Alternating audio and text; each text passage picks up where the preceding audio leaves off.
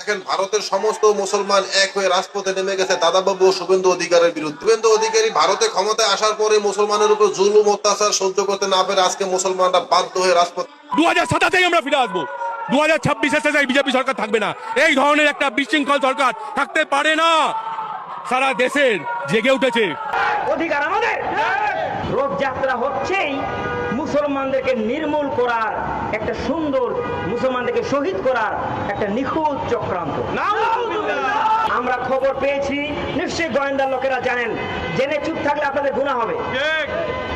এই কলকাতা থেকে রথযাত্রার মাস্টার প্ল্যান করা হয়েছে এবং এখানে বিগত ফ্যাসিস্টের লোক ওই ধর্মতলায় লাইট পোস্টে রেখে তাদের পেটানো দরকার। যে মুসলিমদের ডেভেলপমেন্টের জন্য আগে মুসলিমদেরকে সচেতন হতে হবে। যে মুসলিম জাতি আজও সিপিএম করবে মনে করে, যে মুসলিম জাতি আজও তৃণমূলের ভরসায় বসে থাকে, তাদের ডেভেলপমেন্ট হওয়ার অধিকার আছে বলে আমার মনে হয় না। মুখ্যমন্ত্রী শুভেন্দু অধিকারী মহাশয়, আপনি মুখ্যমন্ত্রিত্ব ছেড়ে দিন। গন্ডা মুখ্যমন্ত্রী, মুখ্যমন্ত্রী নয়, মূর্খমন্ত্রী, গুন্ডা মন্ত্রী। তার নাম কি? শুভেন্দু অধিকারী। এই নির্লজ্জ বাহায়া, সে বাংলাদেশি ছিল, সে নিজেও একজন বাংলাদেশি ছিল, তার মাও বাংলাদেশি ছিল। সে বাংলাদেশ থেকে পালিয়ে গিয়ে এখন বাংলাদেশের বিরুদ্ধে নিমক হারামের মতো, বিশ্বাসঘাতকের মতো, অকৃতজ্ঞের মতো আচরণ করে যাচ্ছে।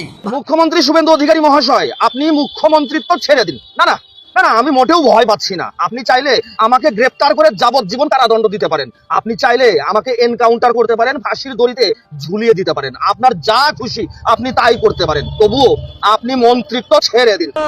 তো এই মসজিদের উপরে যদি আঘাত আসে তাহলে কেউ বসে থাকবে না, ফুরফুরাও বসে থাকবে। আমি নিজে ওই মসজিদের পাশ দিয়ে বহুবার গেছি, প্লেন গেছে, মসজিদটা অনেক দূরে, মসজিদে নামাজও হয়, সবকিছু হয়। তো আচমকা এ সরকার আসার পরে এই জিনিসটা তৈরি হয়ে রাজনীতি চলছে।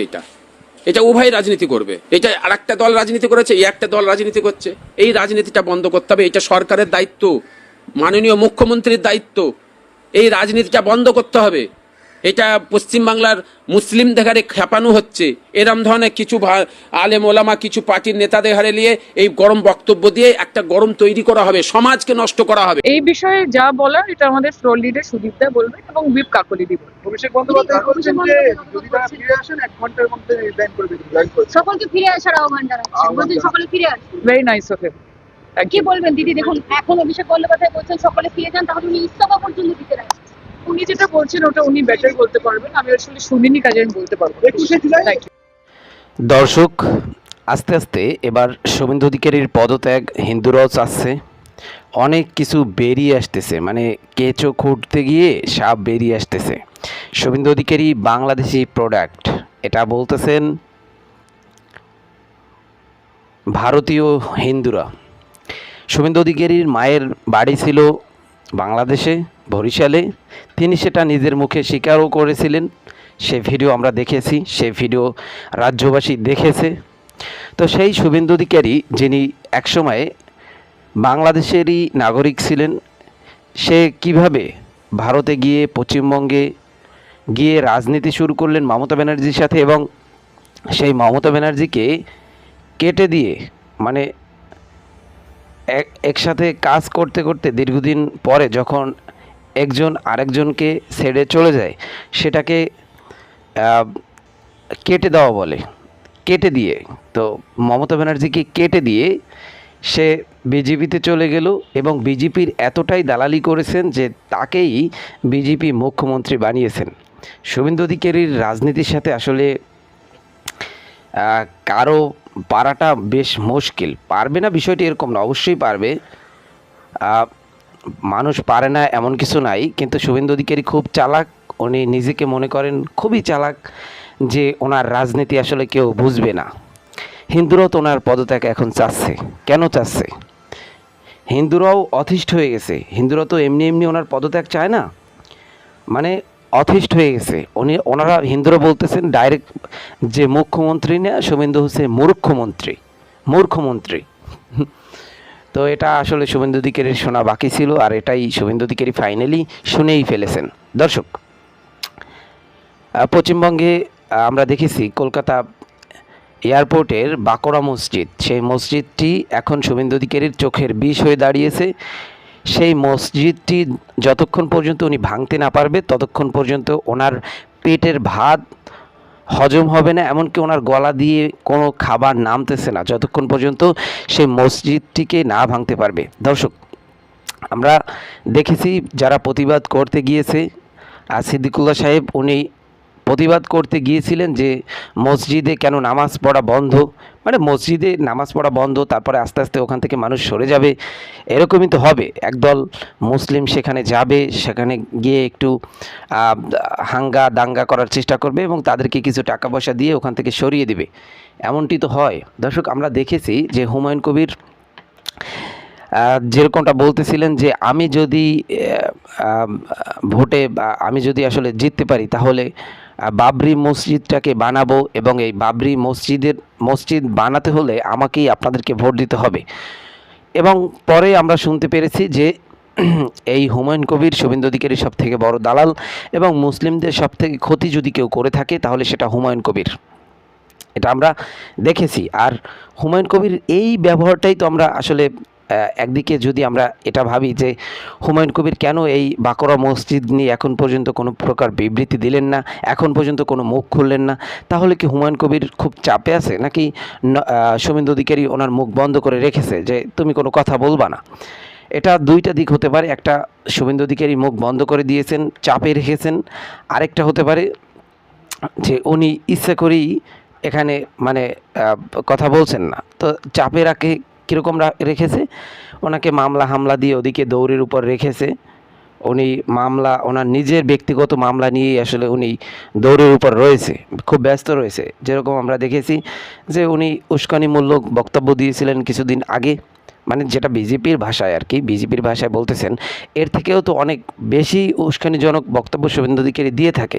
এমনকি তিনি বিধানসভায় দাঁড়িয়ে, বিধানসভার মতো জায়গায় দাঁড়িয়ে, রাস্তায় দাঁড়িয়ে যেরকম একজন রাজনৈতিক নেতা ভাষণ দেয় তার থেকেও জঘন্য ভাষায় উনি কথা বলেন বিধানসভায়, সেটা আমরা দেখি। রাস্তায় দাঁড়িয়ে বা বাহিরে এক জায়গায় দাঁড়িয়ে বা রাজনৈতিক কোনো প্রোগ্রামে কথা বলা আর বিধানসভায় কথা বলা, আকাশ পাতাল পার্থক্য থাকা উচিত। এটা হয়তো বা শুভেন্দু অধিকারী নিজেও জানেন না। উনি বিধানসভায় দাঁড়িয়ে উনি বলে দেন যে আমি মাদ্রাসাগুলিকে বন্ধ করে দিব এবং আপনারা আপনাদের শিশুদেরকে মাদ্রাসায় পড়াবেন না, মাদ্রাসায় পড়ালে আপনাদের শিশুরা ডাক্তার, ইঞ্জিনিয়ার বা বড় কোনো সায়েন্টিস্ট হতে পারে না। তো শুভেন্দু অধিকারী আসলে এরকম বক্তব্য, উনি একজন মুখ্যমন্ত্রী হয়ে এরকম একটি সংখ্যালঘুর উপরে এরকম বক্তব্য চাপিয়ে দেওয়া, আসলে তাদেরকে পথভ্রষ্ট করা, এটা শুভেন্দু অধিকারী একদমই ঠিক কাজ করেন না। দর্শক, এটা বলতেছেন রাজনৈতিক বিশ্লেষকরা বলতেছেন। আপনারা অনেকেই শুভেন্দু অধিকারীর ভক্ত, তারা খুব রাগ করেন, কিন্তু আপনারা আস্তে আস্তে টের পাবেন যে শুভেন্দু অধিকারী আসলে হিন্দু মুসলিম বলেন কোনো গরিবের আসলে বন্ধু হতে পারে না, তিনি গরিবের কোনো মুখ্যমন্ত্রী হতে পারে না। সেটা আমরা দেখেছি হকার উচ্ছেদ নিয়ে। হকারদেরকে যেইভাবে উচ্ছেদ করা হয়েছে, তিনি কিন্তু নির্বাচনের আগে মানুষকে প্রতিশ্রুতি দিয়েছিলেন যে হকারদেরকে পুনর্বাসন করে দেওয়া হবে, হকারদেরকে আমরা এমন কিছু করে দিব যাতে তারা খেয়ে পরে বেঁচে থাকতে পারে। কিন্তু আমরা পরবর্তীতে দেখেছি সেই সব হকারের জন্য উনি কিছুই করেননি, বরং ওনাদের যেটুকু রুজিরুটির একটা প্রতিষ্ঠান ছিল সেই প্রতিষ্ঠানটুকুকে ভেঙে বুলডোজার দিয়ে, উনি তো আবার বুলডোজার মন্ত্রী, বুলডোজার দিয়ে ভেঙে দিয়েছেন। উনি বুলডোজার দিয়ে মসজিদগুলিকে ভাঙে, উনি বুলডোজার দিয়ে মাদ্রাসাগুলিকে ভাঙে, উনি বুলডোজার দিয়ে টিএমসির অফিস ভাঙে, অভিষেকের বাড়িঘর ভাঙে। টিএমসি নেতা যারা রয়েছে, যারা নির্দোষ, যারা আসলে চাপে পড়ে হলে টিএমসি করেছে কোনো একদিন, তাদের বাড়ির ঘরের উপর হামলা, তাদের উপরে হামলা, সেগুলিকে বুলডোজার দিয়ে তাদের বাড়িঘর মাটির সাথে মিশিয়ে দিয়েছে। এটা আমরা দেখেছি শুভেন্দু অধিকারী ক্ষমতায় আসার সাথে সাথে কী পরিমাণ ব্যবসা বাণিজ্য মুসলিমদের এবং টিএমসির নেতাদের বাড়িঘর, ব্যবসা প্রতিষ্ঠান কীভাবে মাটির সাথে মিশিয়ে দিয়েছে বুলডোজার দিয়ে ভেঙে, সেটা আমরা দেখেছি। দর্শক, শুধুমাত্র নওশাদ সিদ্দিকী, আব্বাস সিদ্দিকী মুখ খুলেছিলেন, আর সেটাও আপনারা জানেন যে আব্বাস সিদ্দিকী, নওশাদ সিদ্দিকী তারাও এখন মুখ ফিরিয়ে নিয়েছেন এই বাকরা মসজিদ থেকে। কারণ সিদ্দিকুল্লাহ হুজুর যে কাজটি করেছেন, উনি একা একা মাতবাড়ি করতে গিয়েছেন, সেখানে উনি একাই শুভেন্দু অধিকারীর সাথে লড়তে গিয়েছেন। কিন্তু লড়বে কি, আসলে এরা তো রাজনৈতিক ব্যক্তিত্ব এবং এই সিদ্দিকুল্লাহ তো মমতার সাথে খুব খাতিল ছিল একটা সময়। তো মমতাই তো ওনাকে মন্ত্রিসভায় জায়গা দিয়েছিলেন। তো সেই হিসেবে দেখা যায় সিদ্দিকুল্লাহ ওই একটা মানে অভ্যাস রয়েই গেছে যে টাকা পয়সা খাওয়ার। হয়তোবা এখানে আন্দোলন করে শুভেন্দু অধিকারীর কাছ থেকে যদি কিছু খেতে পারে তাহলে সেটাও বা কোথা থেকে আসলো, এটা আমরা দেখেছি। এদিকে শুভেন্দু অধিকারী মুসলিমদেরকে হ্যাও করার জন্য, ছোট করার জন্য তসলিমা নাসরিনকে পশ্চিমবঙ্গে আনতেছে। তসলিমা নাসরিনকে বাংলাদেশ থেকে বাংলাদেশি মানুষ লাথি মেরে বের করে দিয়েছে। সেই তসলিমা নাসরিন সেই পচা জিনিসটাকে এখন শুভেন্দু অধিকারী পশ্চিমবঙ্গে ঢুকাবে শুধুমাত্র মুসলিমদেরকে ছোট করে কথা বলার জন্য। তাতে কোনো দোষ হয় না। দর্শক, অভিষেকের ইস্তফা ইস্যুতে কি বললেন সায়নী ঘোষ? সায়নী ঘোষ এই যে মালগুলিকে আসলে রাজনীতির নেতারা কেন জায়গা দিয়েছে আমি সেটাই বুঝি না। মমতা ব্যানার্জি একজন মহিলা হয়ে এরকম নেতারা এসব মহিলাদেরকে জায়গা দেয়, সেটা তাদের ব্যক্তিগত কারণ রয়েছে, বিশেষ করে খাটের ব্যাপার রয়েছে। যেহেতু সায়নী নায়িকা, তো তারা জায়গা দিতেই পারে। কিন্তু এখানে মমতা ব্যানার্জি কেন তাকে জায়গা দিয়েছে, মমতা ব্যানার্জি জায়গা দিয়েছে নাকি অভিষেক জায়গা দিয়েছে, সেটা আসলে ঠিক আমরা বলতে পারি না। অভিষেক ব্যানার্জিকে একটা সময় মানে এমন ভালোবাসতো উনি, ওনার হাজব্যান্ডকেও মনে হয় যে এত ভালোবাসতো না। আমি জানি না শিওর সায়নী ঘোষের কোনো হাজব্যান্ড আছে কিনা, আমার তো মনে হয় সায়নী ঘোষের কোনো হাজব্যান্ড নেই। তো মানে অভিষেক ব্যানার্জিকে হাজব্যান্ডের মতো আসলে দেখতো। আমরা অনেক নিউজে দেখেছি যে এমনকি অভিষেক ব্যানার্জির সাথে নাকি বিয়েও হয়ে গেছে, এরকম নিউজ আমরা দেখেছি। তো সেইগুলি হয়তো বা সত্যি হতেও পারে, আবার এদের তো বিয়ে লাগে না। যাই হোক, এদের নায়িকা, এদের তো বিয়ে লাগে না অনেক কিছু করতে। তো এই যে সায়নী ঘোষ, ইনি এখন অভিষেক ব্যানার্জির কোনো নামই শুনতে পারে না। অভিষেক ব্যানার্জির কথা বলার সাথে সাথে উনি সিটা মেরে চলে গেলেন। অভিষেক ব্যানার্জি বলেছেন যে যারা টিএমসি ছেড়ে চলে গিয়েছেন আমার জন্য, তো আমি ইস্তফা দিয়ে দিচ্ছি, তারা এখন আসুন, তারা এসে মমতা ব্যানার্জির সাথে কাজ শুরু করেন। তো এখন তো আর তারা কেউ ফিরতেছে না, কারণ একবার ঋতুব্রতর সাথে চলে গেছে, টিএমসির সাথে চলে গেছে। আর আমি বারবার বলি, ঋতুব্রতকে কে চালায় সেটা আপনারা ভালো করেই জানেন। দর্শক, আপনাদের জন্য কয়েকটি ভিডিও আমি রেখেছি, সেই ভিডিওগুলি আপনাদেরকে দেখা উচিত। সেই ভিডিওগুলি আপনারা দেখলে বুঝতে পারবেন আসলে পশ্চিমবঙ্গের অবস্থা কী এবং শুভেন্দু অধিকারী পশ্চিমবঙ্গটাকে আসলে কোথায় নিয়ে যাচ্ছে, ধ্বংসের পথে নিয়ে যাচ্ছে শুভেন্দু অধিকারী এই পশ্চিমবঙ্গটাকে। হিন্দু মুসলিমদের ভিতর দাঙ্গা লাগিয়ে এটাকে ধ্বংস করার চেষ্টা, কোনো উন্নয়নমূলক কাজের কোনো সন্ধান নেই। কোনো উন্নয়নমূলক কাজ হয়েছে এখন পর্যন্ত? কোনো ব্রিজ, কালভার্ট, রোড এগুলি কাজ হয়েছে? কখনো দেখেছেন শুভেন্দু অধিকারীকে এরকম কোনো উন্নয়নমূলক কাজের কথা বলতে? তিনি সবসময় কীভাবে দাঙ্গা লাগাবে, কার পিছনে লাগবে, কোন রাজনৈতিক দলকে ডাবাবে, কোন রাজনৈতিক দলকে ধ্বংস করে দেবে, কোন সংখ্যালঘুকে কী ক্ষতি করা যায়, সেটা নিয়ে সে সবসময় ভেবে থাকে।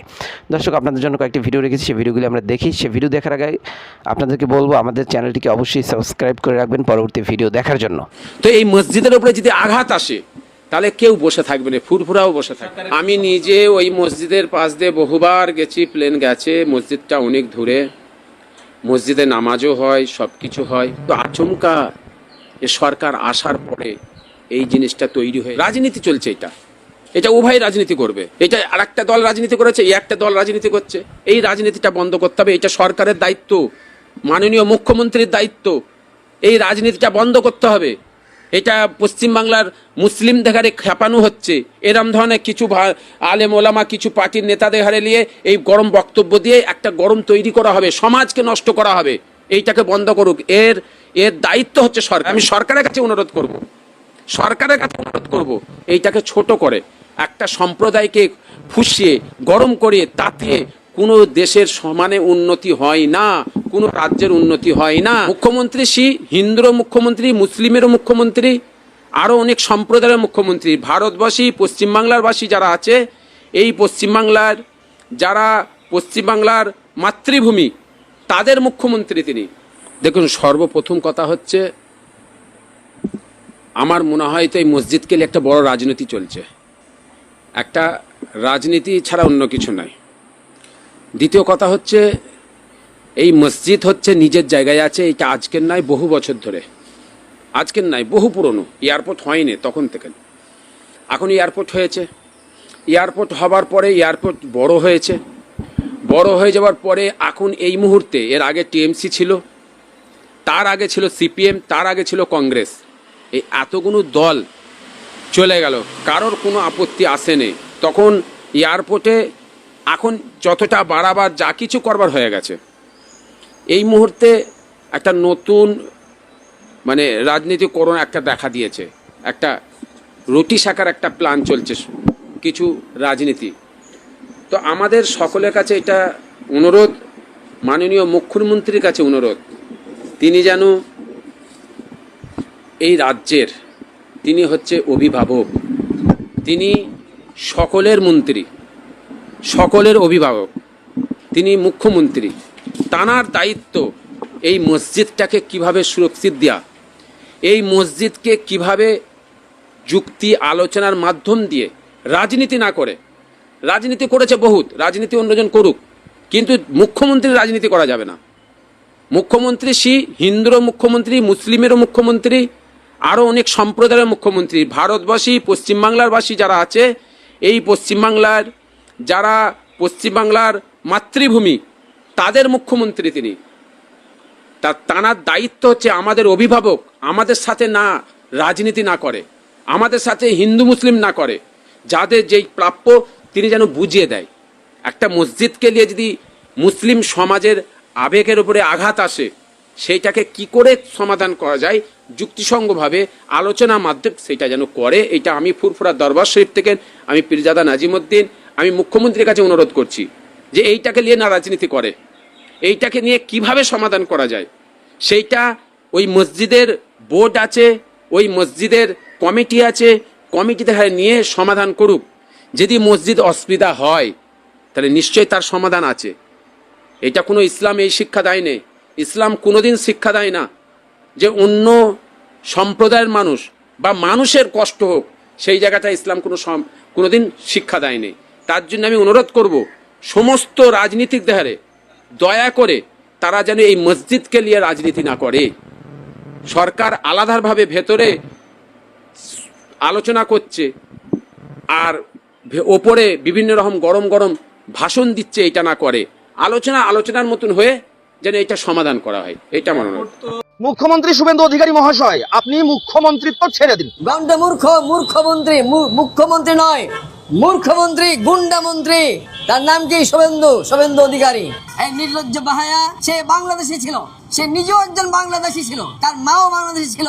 সে বাংলাদেশ থেকে পালিয়ে গিয়ে এখন বাংলাদেশের বিরুদ্ধে নিমক হারামের মতো, বিশ্বাসঘাতকের মতো, অকৃতজ্ঞের মতো আচরণ করে যাচ্ছে।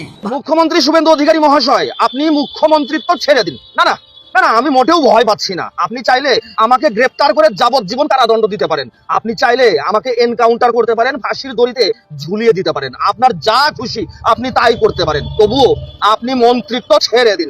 আমাদের মন্ত্রীরা বলছে রেপ মানে তো কোনো ছোটখাটো ব্যাপার, সেই দেশে সলভ হবে আমাদের এডুকেশন সিস্টেম। সিরিয়াসলি, जिस देश में गुंडे प्रधानमंत्री होंगे तो अंडरवर्ल्ड का गुंडा देश का प्रधानमंत्री है, गुजरात का तड़ीपार गुंडा देश का गृह मंत्री है, तो देश का क्या होगा? যারা ভাবছেন পশ্চিমবঙ্গে বিজেপির মেয়াদ মাত্র 5 বছর, তারা ঠিকই ভাবছেন। অনেকে তো এও বলছে যে কালকে ভোট হোক না, বিজেপি ক্ষমতা ধরে রাখতে পারবে না। কিন্তু কেন এই অবস্থা? বিজেপি পশ্চিমবঙ্গে ক্ষমতায় আসার আগে যেসব প্রতিশ্রুতি দিয়েছিল আর এখন যে কাজগুলি করছে তা সম্পূর্ণ উল্টো। আচ্ছা, প্রথমেই ধরি অন্নপূর্ণা ভান্ডার। গোটা ভারতবর্ষে এরকম যোজনা আপনি খুঁজে পাবেন না যেটা নিয়ে এত মিম হয়েছে, এত কমেডি ভিডিও হয়েছে, লোকে এত খিল্লি বানিয়েছে এই অন্নপূর্ণা ভান্ডারকে নিয়ে। মমতা বন্দ্যোপাধ্যায়েরও অনেক সময় খিল্লি হয়েছে তার উদ্ঘট মন্ত্র উচ্চারণ কিংবা তার কিছু বক্তব্যে লোকে মিম বানিয়েছে, জনসাধারণ ওটাকে হাস্যম্পদে পরিণত করেছে। কিন্তু মমতা বন্দ্যোপাধ্যায়ের কোনো প্রকল্প নিয়ে এই টাইপের মিম বা এই টাইপের কমেডি হয়নি। দ্বিতীয় হচ্ছে বুলডোজার সংস্কৃতি, যা এই বঙ্গে বিজেপি নিয়ে এসেছে উত্তরপ্রদেশ থেকে ধার করে। লোকের বাসস্থান ভাঙা হচ্ছে, কিন্তু যে ওই বেআইনি বাসস্থানগুলিকে যে বাপ বেটা মিলে বানিয়ে কোটি কোটি টাকা ইনকাম করেছে, সেই বাপ বেটা ভালো তৃণমূলের নাম লেখিয়ে বিজেপির নেতাদের পাশে বসছে। জনসাধারণের কি হলো? বাসস্থানও গেল, তাদের টাকাটাও চলে গেল। আর হকার উচ্ছেদের নাম করে যেটা হচ্ছে, সেটা খেটে খাওয়া মানুষের পেটে লাথি মারা ছাড়া আর কিছু বলা যাবে না। তৃতীয়ত, গত 15 বছর ধরে আপনারা চাকরি চোর, বালি চোর, গরু চোর, কয়লা চোর এরকম চোর চোর চোর স্লোগান দিয়ে কান ঝালাপালা করে দিয়েছিলেন। অথচ ইলেকশনের পর দেখা গেল সেই চোরগুলোকেই আপনারা পাশে বসিয়ে বরণ করে নিচ্ছেন, পিএসসির চেয়ারম্যান বানিয়ে দিচ্ছেন, কাউকে কাউকে আবার বিজেপিতে ডাইরেক্ট যোগদান করিয়ে রাজ্যসভার প্রার্থী করছেন। তবে কোনো কাজই হয়নি এটাও পুরোপুরি সত্যি নয়। হ্যাঁ, কিছু কাজ হয়েছে, যেমন তার মধ্যে একটা যে রাস্তায় থুতু ফেললে জরিমানা। আচ্ছা, এইটা আমার না এই জিনিসটা আমার মাথায় ঢুকলো না যে কোনো একটা নির্দিষ্ট জায়গায় একটা থুতু ফেললে সেখানে জরিমানা হতে পারে, কারণ সেখানে সিকিউরিটি থাকে। তবে গোটা রাজ্য জুড়ে কে কোথায় কখন থুতু ফেললো আর কে জরিমানা করবে কিভাবে, সেটা না আমার মাথায় ঢুকলো না। যদি আপনাদের মাথায় ঢুকে থাকে অবশ্যই কমেন্ট বক্সে জানাবেন। আর একটা যেটা হচ্ছে সেটা হচ্ছে বাড়িতে মদ বিক্রি করা যাবে না, এখানে ওখানে মদ খাওয়া যাবে না। মদ বিক্রি করতে হলে আমরা জানি লাইসেন্স লাগে, সরকারি লাইসেন্স লাগে। তা সরকারি লাইসেন্স ছাড়া মদ বিক্রি এমনিতেই বেআইনি, তো সেটাকে আবার উপর থেকে আবার এক্সট্রা কিছু বলার তো কোনো মানে নেই। আর এখানে ওখানে রাস্তাঘাটে মদ খায় একবারে পেঁচো মাতাল ছাড়া কেউ রাস্তাঘাটে মনে হয় মদ খায় না। আর এই পেঁচো মাতালদের আপনি কি মনে করেন পুলিশ থানায় নিয়ে যাবে? থানায় নিয়ে যাবে, তারপরে তো কোর্টে নিয়ে যাবে। এরা পুরো থানা বন্ধ করে দেবে। একটা পেঁচো মাতালের চেহারা দেখেছেন, এদের পোশাক আশাক দেখেছেন, পুরো থানা বন্ধ করে দেবে। এদের ওই ধরবে পুলিশ, ধরে কয়েক খা দেবে, দিয়ে এদের রাস্তাতেই ছেড়ে দেবে। এদের ওই থানায় নিয়ে যাবে না, তাতে উৎপাত বাড়বে বই আর কমবে না। তো গত 2.5-3 মাসে এই গভর্নমেন্ট কি কি কাজ করেছে তার একটা নমুনা আপনাদের সামনে উপস্থাপনা করলাম। এবার বিজেপি আগামী 5 বছর পর পশ্চিমবঙ্গে থাকবে কি থাকবে না সেটা জানি না, তবে একথা জানি যে বিজেপি যদি কেন্দ্রের থেকে একবার ক্ষমতাচ্যুত হয়, আগামী 100 বছর কেন্দ্রে ক্ষমতায় আসতে পারবে না। আপনি লিখে রাখুন আমার কথা। সেদিনকে হয়তো আমি থাকবো না, আপনি থাকবেন না, কিন্তু পরবর্তী প্রজন্ম সুস্থ বায়ুতে অক্সিজেন নেবে। 5 বছর পরে কি বিজেপি পশ্চিমবঙ্গে ক্ষমতা ধরে রাখতে পারবে? একটা ভিডিও করেছিলাম এই বিষয় নিয়ে, তো একজন কমেন্টসে লিখেছে 2000 মানে অগণিত শূন্য ক্ষমতায় থাকবে। তো তাকে বলি, ভাই শোনো, 200 বছর ইংরেজরা আমাদের দেশে রাজত্ব করে গেছে। এখন সেই ইংরেজ অফিসার জেনারেল এদের ড্রেসগুলি না ব্যাম্পাটিওয়ালারা পরে বিয়েতে সানাই বাজায়। সুতরাং এতটা ভক্তিও ভালো না। দেখুন, সমালোচনা এমনি আসে না। এই সরকার ক্ষমতায় আসার পর যা যা কাজ করেছে সেটা সমালোচনা পাওয়ার যোগ্য। অন্নপূর্ণার ভাণ্ডার থেকে শুরু করে হকার উচ্ছেদ, বেআইনি বস্তি উচ্ছেদ বলুন, সব কিছুতে এই সরকারের পরিকল্পনার অভাব দেখা গেছে। অন্নপূর্ণা ভাণ্ডারই দেখুন, ভোটের আগে বিজেপির সমর্থক যারা আছে তারা পাড়ায় পাড়ায় অন্নপূর্ণা ভাণ্ডারে ফর্ম বিলি করছিল, ওটা করলেই নাকি হয়ে যাবে। ঠিক আছে, গেল ওটা। ক্ষমতায় আসার পর অগ্নিমিত্রা পল বললেন কাউকে ফর্ম ফিল আপ করতে হবে না, লক্ষ্মীর যে ভাণ্ডারের যে অ্যাকাউন্ট আছে সেখানেই টাকা ট্রান্সফার হয়ে যাবে, ওটাও ক্যান্সেল হয়ে গেল। তারপরে কি দেখলাম, 12 পাতার একটা ফর্ম এলো, সেটাও গেল। তারপরে অনলাইন আসলো। মানে এই অন্নপূর্ণা ভাণ্ডার নিয়ে না একটা ল্যাজে গোবরের অবস্থা হয়ে গেছে। হকার উচ্ছেদ থেকে নিয়ে বস্তি উচ্ছেদ পর্যন্ত সব জায়গায় একই ব্যাপার। এক জায়গায় দেখেছিলাম ভোটের আগে এক বিজেপি নেতা রেলের যে বস্তি আছে সেখানে গেছেন, গিয়ে ওখানে বলছেন যে এখানে সব ত্রিপাল আছে, আপনাদের কোনো চিন্তা করতে হবে না, এসব আমরা ভালো করে দেবো, ত্রিপালের মধ্যেই কষ্ট করে আপনারা রয়েছেন। মানে সেই ভিডিওটা ভাইরালও হয়েছিল খুব, কিন্তু পরে দেখলাম গোটা বস্তিটাকেই বোল্ডোজার দিয়ে উড়িয়ে দেওয়া হয়েছে। মানে কে কি বলছেন, কে কি করছেন, কারোর সঙ্গে কারোর কোনো সামঞ্জস্য নেই। ক্ষমতায় আসলে 2 টাকা ইউনিট ইলেকট্রিক বিল করে দেবো, আমি বলিনি, এটা ভোটের আগে শুভেন্দু অধিকারী যিনি এখন মুখ্যমন্ত্রী হয়েছেন তিনি বলেছিলেন। ভোটে জেতার পর কি বলছেন? ভোটে জেতার পর উনি বলছেন যে বাড়িতে সৌর প্যানেল বসান, সমস্ত ইলেকট্রিক বিলটাই আপনাদের ফ্রি হয়ে যাবে। বাড়িতে সৌর প্যানেল বসালে যে 65,000 টাকা যে লাগবে সেটা মশাই কে দেবে? গরিব মানুষ একসঙ্গে এতগুলি টাকা পাবে কোথায়? সরকারি যে সাবসিডি সেটা তো পরে আসবে, আগে তো নিজেকে খরচ করে বসাতে হবে, সেই টাকাটা গরিব মানুষরা পাবে কোথায়? ক্ষমতায় আসার আগে বলেছিলেন 450 টাকা করে গ্যাস দেব, আমি বলছি না, শুভেন্দু অধিকারী বলেছিলেন, বর্তমান মুখ্যমন্ত্রী শুভেন্দু অধিকারী বলেছিলেন 450 টাকায় গ্যাস দেব। কোথায় গ্যাস? প্রশ্ন করুন, সরকারকে প্রশ্ন করুন। যদি সরকার এই কাজগুলি করতে পারে তাহলে তো সবারই লাভ, আমার লাভ, আপনার লাভ, যে বিজেপি সমর্থক আছে তার লাভ, যে তৃণমূল সমর্থক আছে তার লাভ, যে সিপিএম সমর্থন আছে তারও তো লাভ, মানে সবারই লাভ। তাহলে সরকারকে প্রশ্ন করুন, আপনি তো ক্ষমতায় আসার আগে এই কথাগুলি বলেছিলেন, তাই প্রতিশ্রুতিগুলি পালন করুন। আগের যে তৃণমূল সরকার যেভাবে বিরোধীদের ভাঙিয়ে নিজেদের দল ভারী করেছে, বিজেপি সরকার সেম করছে। আমাকে একটা কথা বলুন, গোটা পশ্চিমবঙ্গে এমন 3 জন নেতা পাওয়া গেল না, মাত্র 3 জন, যারা বিজেপির হয়ে রাজ্যসভায় যাবে। তৃণমূল থেকে ভাঙাতে হলো।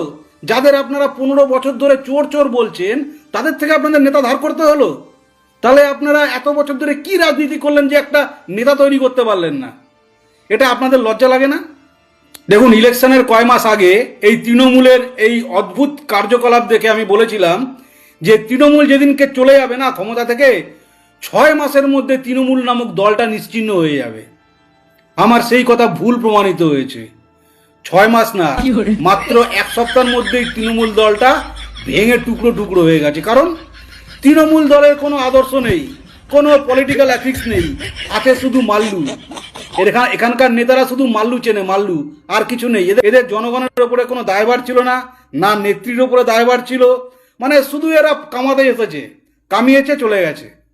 যদি এই সরকারও এই তৃণমূল সরকারের ফেলে রাখা হাওয়াই চটিতে পা গলায়, তাহলে কিন্তু ভবিষ্যৎ খুব একটা ভালো দেখতে পাচ্ছি না।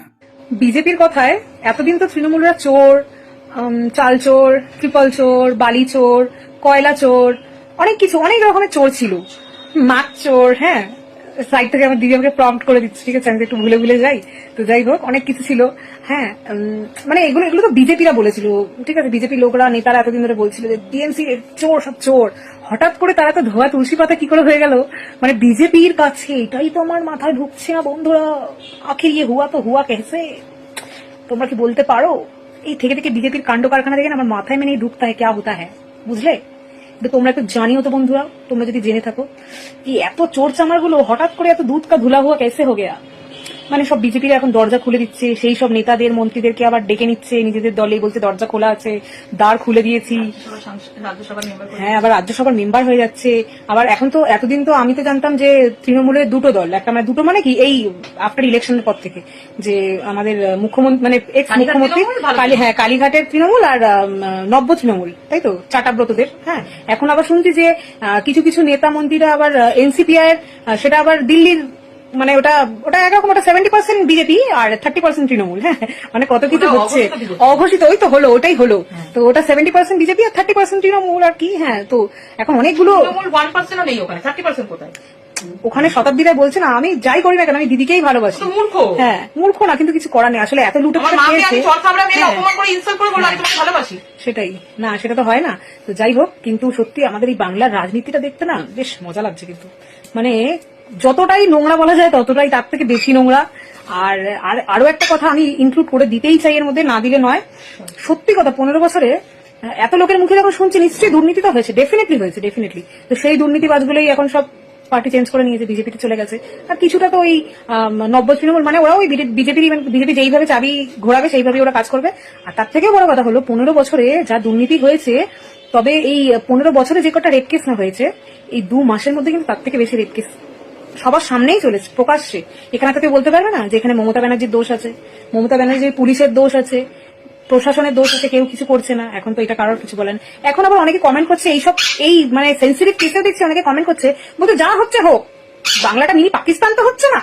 মানে এরা কি খেয়ে বড় হয়েছে বা কি খাচ্ছে, সত্যি এরা ভাত খায় না, গোবর খায় না, অন্য কিছু খায়, আমার থেকে থেকে মাথায় ঢোকে না। মানে এত এত নৃশংস ঘটনা ঘটে যাচ্ছে, তারা বলতে যা হয়েছে বেশ হয়েছে, বাংলাটা তো মিনি পাকিস্তান হয়ে যাচ্ছে না, বা হয়ে যায়নি। ওই মমতা ব্যানার্জি বেগম খালা থাকলে মিনি পাকিস্তান হয়ে যেত। সত্যি মানে হাস্যকর লাগে। মানে বলে যে বাঙালিদের মধ্যে থেকে বড় বড় জ্ঞানীগুণী লোকজন বেরোতো আগেকার দিনে, আর এখন গুবর খাওয়া লোকজন, গুবর খাওয়া, তবেই তো বুদ্ধি ভ্রষ্ট হয়ে গেছে। না হলে কি কোনো মানুষ এসব বলতে পারে? এরকম নৃশংস ঘটনা ঘটে যাচ্ছে, একটা ছেলে প্রত্যেক দিনে একটা দুটো তিনটে করে। আসলে অনেক ছেলেরা দেখছি বা অনেক ভদ্রলোকেরা দেখছি এই রেজাল্টে খুব খুশি। আমার তো মনে হচ্ছে যে ওরা এতদিন ইউপি, বিহার, দিল্লির এইসব ঘটনাগুলো দেখে মানে কি খুব এক্সাইটেড হয়ে থাকতো যে আরে একবার বাংলায় বিজেপি আসুক, কারণ জানে যে একবার যদি ঘটনা ঘটিয়ে দিই 7 খুন মাফ, হয়তো 1-2 বছরের জন্য জেল হবে, নাও হতে পারে যদি সোর্স ভালো থেকে থাকে। তারা আবার গিয়ে ছাড়ি টাড়ি নেবে, যেরকম এই বারুইপুর কাণ্ডটাই হলো, যে মেন কালপিট সে বাইরে ঘুরে বেড়াচ্ছে আর যে ধরাতে গেছিল সে নিজেই মরে গেল। পর একটি প্রতিবাদের জন্য হুঁশিয়ারি দিয়েছিলেন, তিনি কি বললেন সিদ্দিকুল্লাহ চৌধুরী, আসুন শুনে নিই। এয়ারপোর্টের মধ্যে যখন 136 বছরের পুরনো মসজিদ তোলা নিয়ে একটা অশান্তি তৈরি হচ্ছে, 163 ধারা জারি করা হচ্ছে, সেই সময় এই মুহূর্তে আমার সাথে যিনি বসে রয়েছেন সিদ্দিকুল্লাহ চৌধুরী, রাজ্যের প্রাক্তন মন্ত্রী বটে, কিন্তু তার যিনি বসে রয়েছেন তার সামনে একটা বই লেখা রয়েছে, আমি একটু নিচ্ছি বইটা, যেখানে লেখা রয়েছে ইতিহাস তুমি কথা বলো। অর্থাৎ তিনি যেমন মন্ত্রী ছিলেন, প্রাক্তন মন্ত্রী ছিলেন, তেমন কিন্তু লেখকও বলা চলে, বিভিন্ন বিষয়ে তিনি লিখেছেন। আচ্ছা, এত প্রতিভা, গ্রন্থাকার মন্ত্রী ছিলেন, লিখেছেন, তারপরেও যে দাঙ্গা লাগিয়ে দেওয়ার যে একটা বদনাম অপবাদ দেওয়া হচ্ছে, এই মসজিদ সরানো নিয়েও আমরা সাম্প্রতিককালে দেখতে পাচ্ছি সমাজ মাধ্যমে, সেটা নিয়ে কি বলবেন? আইন যদি থাকে, যারা মিথ্যা বলেছে, আমি তো প্রশাসনের নই, আমার হাতে শাস্তির অধিকার নেই। ওই ধর্মতলায় লাইট পোস্টে রেখে তাদের পেটানো দরকার, যারা বাংলাকে দাঙ্গার পরিবেশ তৈরি করছে। আবার বলছি, উচ্চ পদস্থ কোনো নেতা মন্ত্রী যদি আমি বলে দিই, উচ্চপদবাদ ছোট থেকে বড় হয়, স্ফুলিঙ্গ থেকে আগুনটা ছড়িয়ে যায়। যারা খুব বুদ্ধিমত্তার সাথে, সিদ্দিকুল্লাহর মতন সেকুলার ক্যারেক্টারের কোনো হিন্দু নেই, বলে দিচ্ছি। মুসলমান যত হিন্দুকে বিশ্বাস করে, হিন্দুরা মুসলমানকে বিশ্বাস করে না। কি করে এত বড় কথা? আমি বলছি, আমি শুভেন্দু থেকে বিশ্বাস করি, এখনো বিশ্বাস করি। পাল্টা শুভেন্দু অধিকারীকে বিশ্বাস করেন? আমি বলতে পারবো না, তার দায়িত্ব। শুভেন্দু অধিকারী বলেছিলেন সিদ্দিকুল্লাহ চৌধুরী এই লোকটি ভারতবর্ষের সম্পদ, সেকুলার লিডার, এরা দেশ স্বাধীন করেছেন, দারুল দেওবন্দের পড়াশোনা করেছেন, এই লোকটি নন্দীগ্রাম আন্দোলনের নেতৃত্ব দিয়েছেন। আমরা কি তাকে ভুলতে পারি? বলেছেন, সেটা মিডিয়াতে আছে, আপনারা চাইলে দেব। নন্দীগ্রামে ফিরোজা বিবির পাশে দাঁড়িয়ে আন্দোলন করা হোক কিংবা ওয়াকফ নিয়ে বা এই মসজিদ নিয়ে যে আন্দোলন, সবসময় দেখেছি সংখ্যালঘুদের পাশে আপনি রয়েছেন, আজকেও দাঁড়িয়ে রয়েছেন। তারপরেও যে এই যে দাঙ্গা লাগানোর অপবাদ, তারপরে মসজিদ সরানো নিয়ে এত বিতর্ক রয়েছে, কারণ কাঁটা সরাতে চাইছে, সিদ্দিকুল্লাহ চৌধুরীকে খুন করতে চাইছে, সিদ্দিকুল্লাহ চৌধুরীকে গারদে পুড়তে চাইছে, সেটা পরে বলবো। বিষ খাইয়ে মারতে চাইছে, বিষ খাইয়ে মারা। হ্যাঁ, সিদ্দিকুল্লাহ চৌধুরী রাস্তায় চলে, বিভিন্ন ভারী গাড়ি দিয়ে দুর্ঘটনায় পিষে দিতে চাইছে, সবার কণ্ঠরোধ হয়েছে। আমি তো বলিনি সরকার বিরোধী, আমি বলিনি বিজেপি আরএসএস এর টেকনিক্যাল কোনো কথা। মসজিদ আমাদের প্রাণ। কে সাম্প্রদায়িক বললেন আর কে বললেন, ডোন্ট কেয়ার। আচ্ছা, এই মসজিদ তো এয়ারপোর্টের মধ্যে রয়েছে, ন্যাশনাল এয়ারপোর্ট, সেখানে এই বিমান ওঠানামা করছে, যদি আপনাদেরই যদি কোনো অসুবিধার মুখে পড়তে হয় তখন কি করবেন? মনে হয় না যে সরকার ভালো চেয়ে এই সিদ্ধান্ত? আমি জিজ্ঞাসা করি, 62 সালে সরকার ভুল করেছে, ভারত সরকার। কি ভুল? এটা ম্যাপ এয়ারপোর্টের, এখানে মসজিদ, মসজিদ নামে নামাঙ্কিত করে জায়গাটা সে দিয়েছে কেন? দোষটা আমার না, এয়ারপোর্ট অথরিটি, গভর্নমেন্ট ইন্ডিয়া। আগে বলুক আমাদের ভুল হয়েছিল, চলে গেল। আরএস রেকর্ড, সিএস রেকর্ড, এই হাল এলআর রেকর্ড, অল আর মস্ক। আমরা দায়ী, আমাদেরকে জ্ঞান দিচ্ছেন সিদ্দিকুল্লাহ সাম্প্রদায়িক।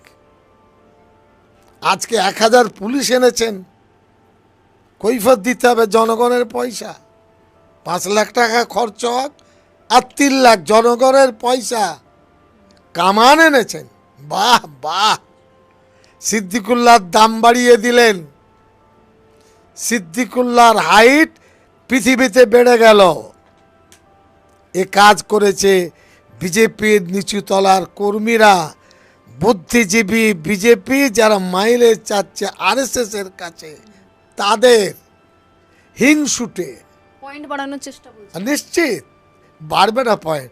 বিজেপি কিন্তু খুব পরীক্ষিত মানে সংগঠন, আমি একমত নয় তার সাথে, কিন্তু একটা বিষয়ে একমত, ওরা অত্যন্ত ইউনাইটেড।